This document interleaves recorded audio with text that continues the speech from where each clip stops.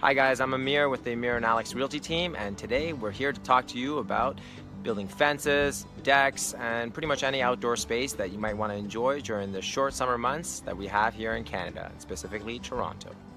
So today I'm standing out in the backyard of a home that buyers of ours just purchased, and unfortunately during the heavy windstorm that we had here in Toronto probably 4 or 5 weeks ago, this side of the fence that they share with the neighbor over there came toppling down, so they had to rebuild it. And you can see behind me they've already put down the new posts, and it extends out right to the front. So we're going to go over a few things that I think are important for people to understand about how to actually put the posts in, what kind of posts to use and why.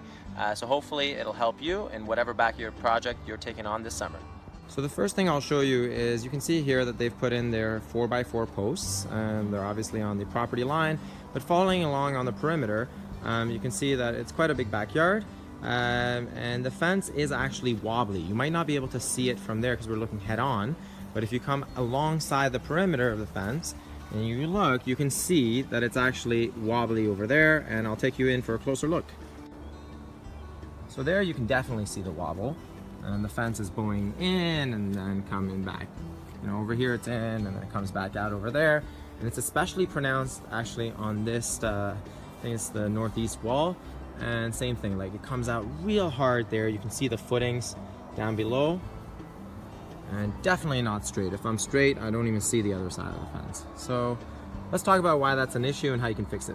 So there are several reasons why this might happen, where the fence actually bows or gets pushed in over time.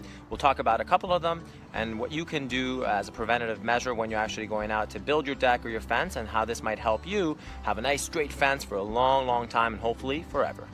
So the two things that we really want to focus on is the size of the posts, and the second thing is the depth that you actually go under and why, and how that is going to keep your fence nice and sturdy, or your deck nice and steady for people to be walking on it and trampling during your parties. So as you can see here, we have 4x4 posts.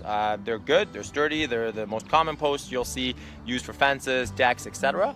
However, what we would suggest is using 6x6s if it fits within your aesthetic. They're thicker, obviously heavier, more sturdy, and they'll provide a much stronger foundation for your fence boards to tie into. And over long lengths especially, you'll find there will be a lot less flex, and hopefully will aid and help in preventing bowing in the future. The second thing we'll talk about is how deep these footings go. So you can see these 4x4s, you know, they're deep in the ground, and hopefully they're about 3.5, ideally even 4 feet under, because you want to be below the frost line. And sometimes what happens is people end up going deep, but they don't necessarily go as deep as they should on all of them. And all it takes is one of these posts to be above the frost line, and frost to eventually over time kind of get the post to come up and loose, and that one post will do wonders in the way of actually pulling the rest of the fence with it, or pulling or pushing your deck, whatever is tied into this particular 4x4 that may or may not be under the frost line.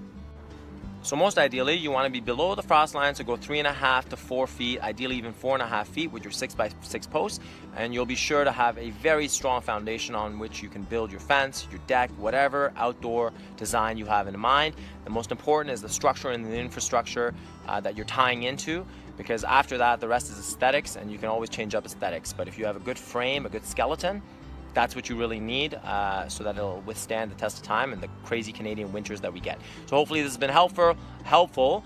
Make sure you reach out if you have any questions. If you need any contractors, you need a second look or opinion, Alex and I love this stuff. We're always here to help you. All right, have a great summer. We'll talk to you soon.